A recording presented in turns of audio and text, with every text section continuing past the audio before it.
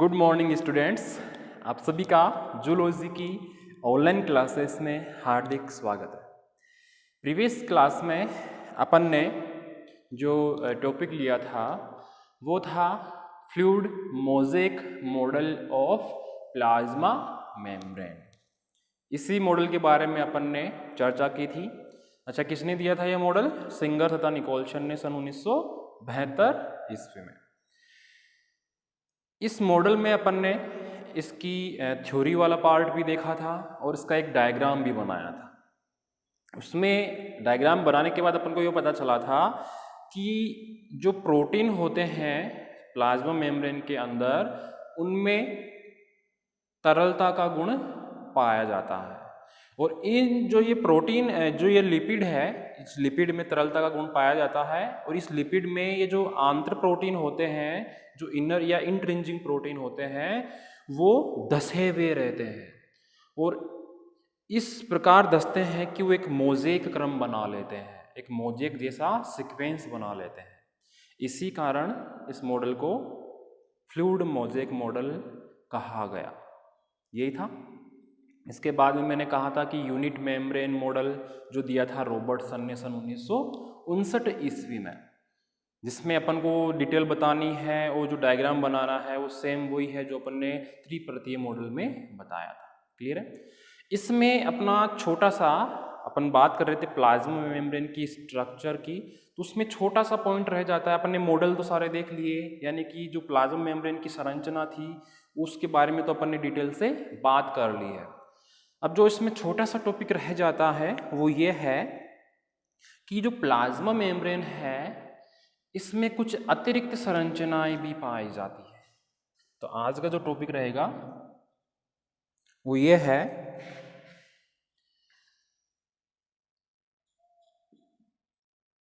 Plasma membrane की अतिरिक्त संरचनाएं। अब ध्यान से समझना, ज़्यादा कुछ खास नहीं है, लेकिन कई बार आपके एग्जाम में पूछा गया है। ये कोई सेल है, ठीक है, ये इसका न्यूक्लियस है, ये इसका साइटोप्लाज्म है। अब अपन ने अब तक तो ये देखा है कि एक सेल है, ये कहलाती है इसके चारों तरफ का आवरण क्या कहलाएगा?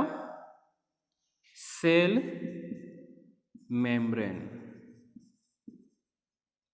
या इसे अपन बोलते हैं प्लाज्मा मेम्ब्रेन।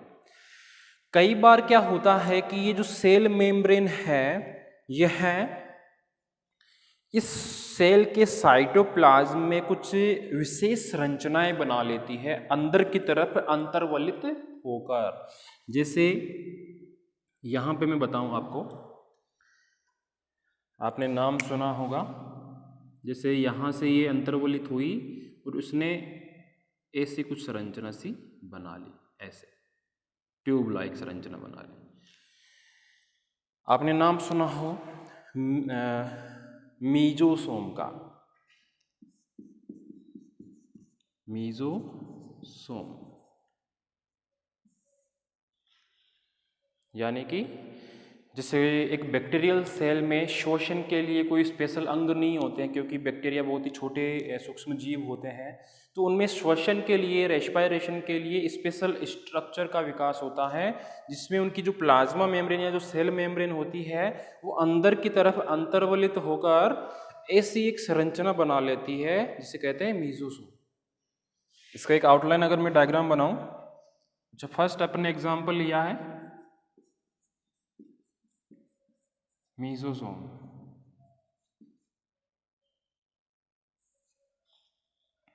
इसकी संरचना ऐसी होती है, ध्यान से देखना।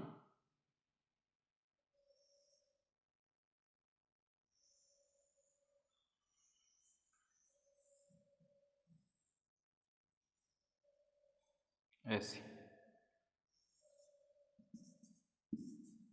यानी ये जो प्लाज्मा मेम्ब्रेन थी इसमें जो ये वाला पार्ट है, ये वाला, यह है सेल मेम्ब्रेन। कोशिका झिल्ली। और अपन बैक्टीरिया सेल की बात कर रहे हैं तो बैक्टीरियल सेल में सेल मेम्ब्रेन के बाहर कौन सा स्तर होगा? सेल वॉल का, सेल वॉल यानी कि कोशिका भित्ति। अब कोशिका भित्ति के अंदर की तरफ मेम्ब्रेन, सेल मेम्ब्रेन, यह अंतर्वलित होकर एक संरचना बनाती है, स्पेशली जीवाणु की कोशिकाओं में, जिसे अपन बोलेंगे मीजोसोम। ठीक है, मीजोसोम, मीजोसोम, जो इनमें श्वसन का काम करेगी। ठीक है, तो पहली संरचना, अतिरिक्त संरचना तो मीजोसोम हो गई। दूसरी संरचना की मैं बात करूं, ये पहली, दूसरी संरचना की मैं बात करूं तो वो है वर्णकी लवक, जिन्हें बोलते हैं क्रोमेटोफोर्स, क्रोमेटोफोर्स।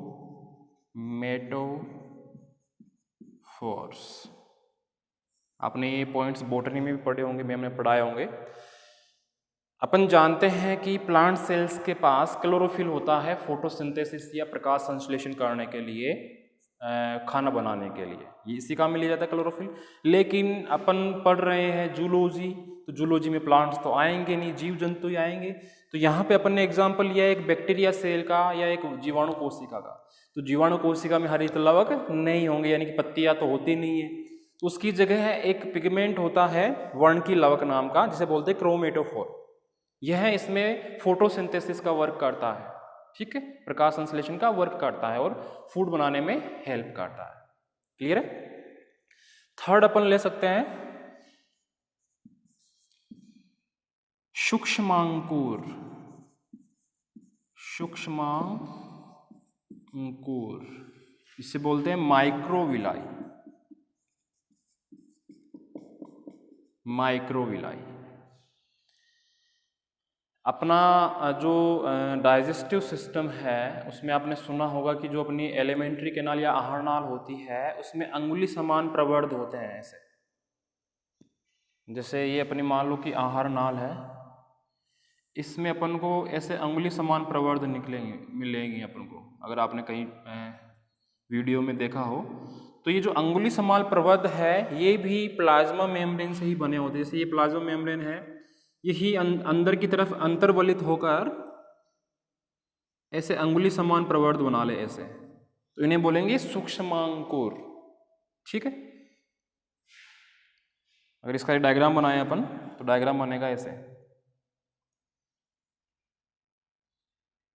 ऐसे, ये अंगुली समान प्रवर्ध हो गए ऐसे, तो ये कहलाते हैं माइक्रोविलाई या सूक्ष्मांकुर।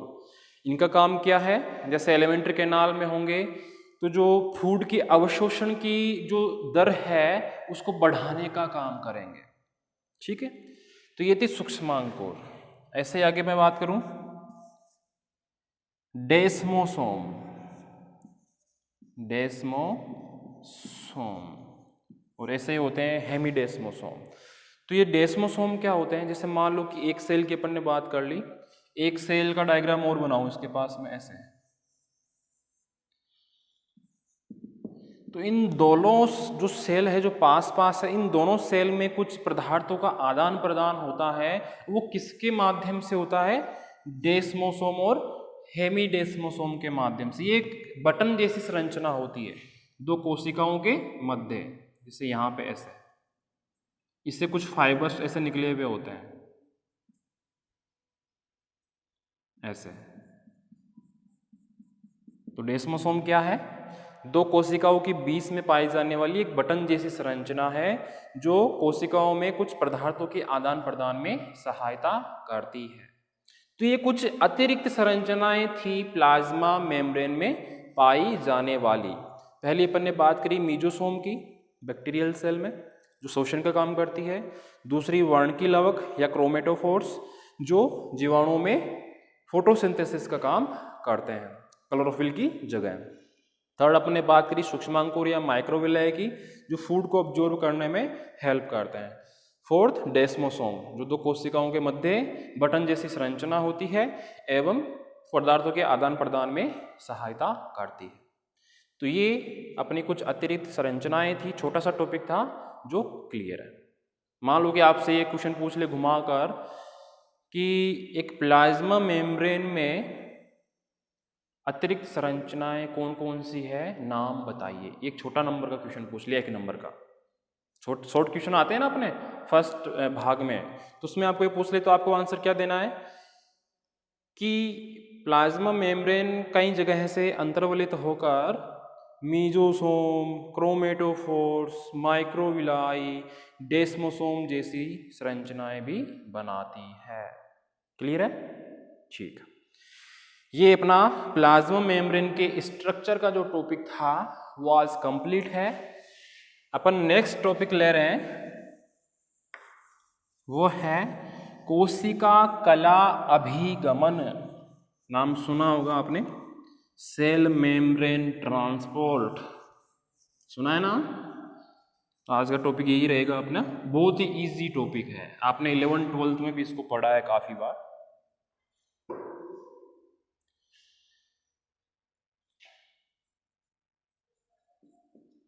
कोशिका कला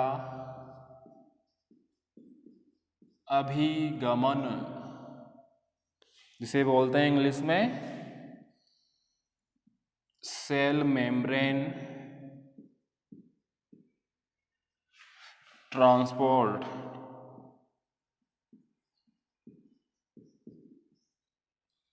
ट्रांसपोर्ट का मतलब किसी चीज का एक जगह से दूसरी जगह पर जाना क्या कहलाता है, अभिगमन या ट्रांसपोर्ट।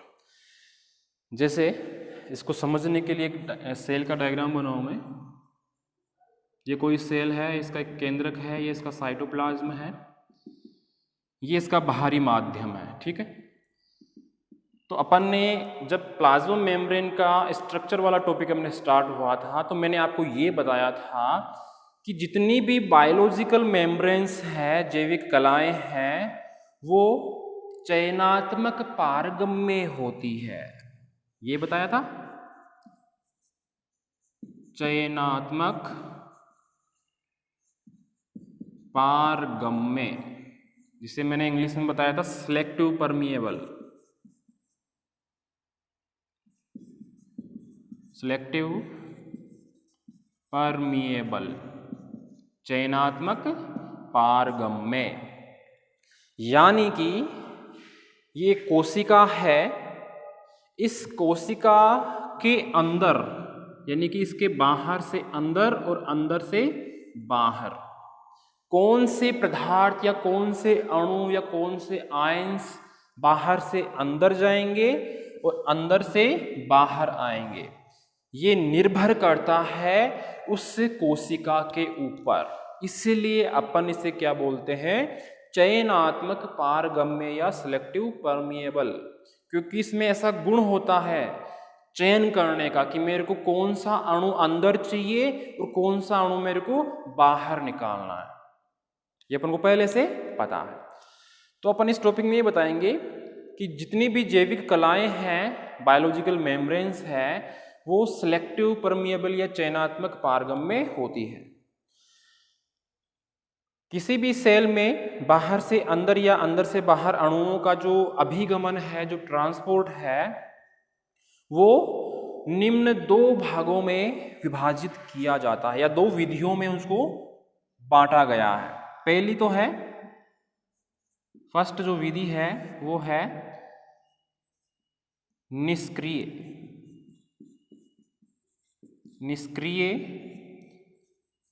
अभिगमन, जिसे इंग्लिश में बोलते हैं पैसिव ट्रांसपोर्ट। पैसिव ट्रांसपोर्ट, अब नाम में इसकी डेफिनेशन है निष्क्रिय, यानी कि एकदम न्यूट्रल होकर ट्रांसपोर्ट होता है। अब कैसे होता है ध्यान से समझना। ये कोई सेल है, इसमें कोई पदार्थ, ये जो निष्क्रिय अभिगमन की जो क्रिया है वो है अधिक सांद्रता से कम सांद्रता की ओर होती है। यानी कि एक तरफ मान लो कि इतना सारा मूंगफलियों का ढेर है और दूसरी तरफ इतना ही है, तो ये ढेर ऑटोमेटिक गिर के नीचे जाएगा इसकी तरफ। यानी कि एक मान लो कि पानी की टंकी है अपने ऊपर छत में रखी हुई बाथरूम के ऊपर, उसका पानी नल में आए, जैसे अपन नल को खोला तो आसानी से बिना मोटर चलाए ही पानी आ जाएगा। लेकिन उसी पानी को अगर अपन, जैसे मान लो टंकी खाली हो गई तो टंकी को भरने के लिए अपन को मोटर चलानी पड़ेगी। मोटर चलाने का मतलब है कि अपन को बिजली खर्च करनी पड़ेगी। तो मेरे कहने का मतलब यही है कि ये जो निष्क्रिय अभिगमन है, इसमें पदार्थ या जो अणु है वो अधिक सांद्रता से निम्न सांद्रता की ओर क्रिया करते हैं। ठीक है, इसमें जो अभिगमन होता है उन पदार्थों का नाम है जैसे कार्बनिक पदार्थ। कार्बनिक पदार्थ में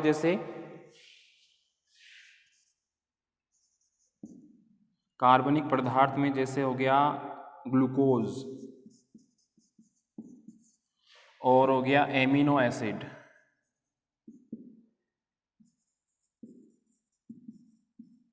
ग्लूकोज जानते हैं शर्करा है, एमिनो एसिड जानते हैं एमिनो एसिड अम्ल है। ठीक है, तो ये जो कार्बनिक पदार्थ को मैंने नाम बताए हैं, एक तो ये और आयंस।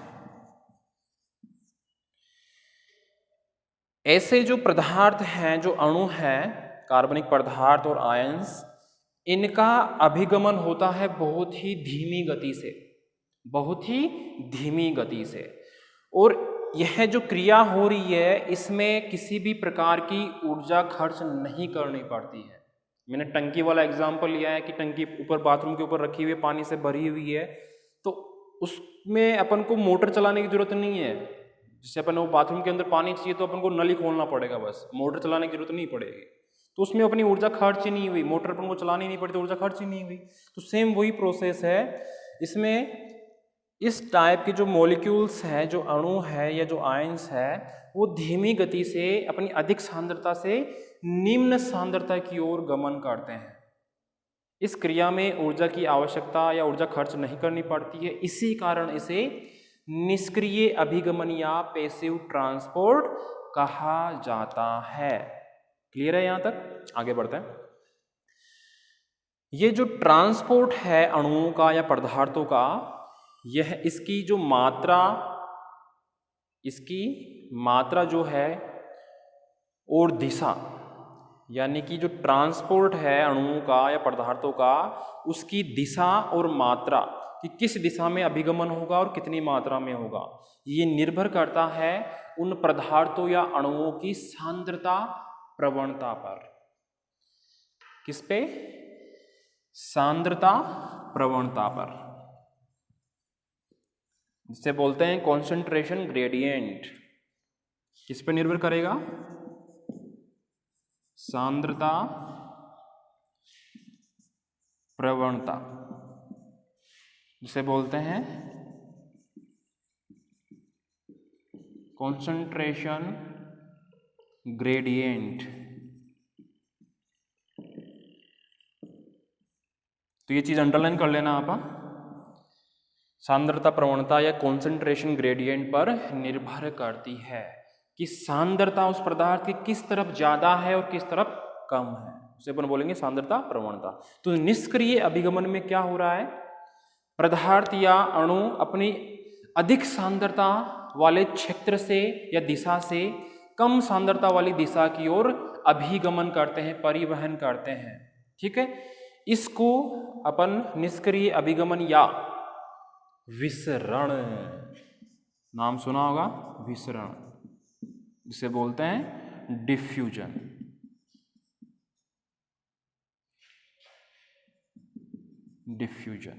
विसरण। तो जो निष्क्रिय अभिगमन हो रहा है उसकी जो अपन ने डेफिनेशन बताई, वो ही सेम प्रोसेस होती है डिफ्यूजन की, विसरण की। यानी कि पदार्थ है या कोई अणु है या कोई मॉलिक्यूल है, वो अपनी अधिक सांद्रता वाली दिशा से या अपनी अधिक सांद्रता से निम्न सांद्रता की ओर उसका परिवहन होना ही विसरण या डिफ्यूजन कहलाता है। अब इसमें किसी भी प्रकार की ऊर्जा खर्च नहीं हुई है, इसीलिए अपन इसको निष्क्रिय अभिगमन या पैसिव ट्रांसपोर्ट कहते हैं। क्लियर है? ये तो थी अपनी पैसिव ट्रांसपोर्ट की विधि। इसी में एक टॉपिक है परासरण का, आपने नाम सुना होगा इसका भी, परासरण, जिसे बोलते हैं इंग्लिश में ओस्मोसिस। ओस्मोसिस, ओस्मोसिस कई बार आपके बॉटनी में भी पूछा जाता है मोस्टली, लेकिन अपने जूलॉजी में भी पूछा गया है। तो ये जो विसरण था, मैंने इसका डेफिनेशन आपको बता दी है, अंडरलाइन भी कर लेना, स्पेशली कॉन्सेंट्रेशन ग्रेडियंट को। जो परासरण है, जो ओस्मोसिस है, उसमें क्या होता है, डेफिनेशन ध्यान से सुनना। जो वाटर है, जो पानी है, उसका कम सांद्र विलयन से अधिक सांद्र विलयन की ओर गमन, कम सांद्र विलयन से या अपनी कम मात्रा से अधिक मात्रा की ओर गमन करना ही क्या कहलाएगा, परासरण या ओस्मोसिस। अब ध्यान से सुनना, एक एक्सपेरिमेंट करते हैं अपन, आपने घर में भी किया होगा।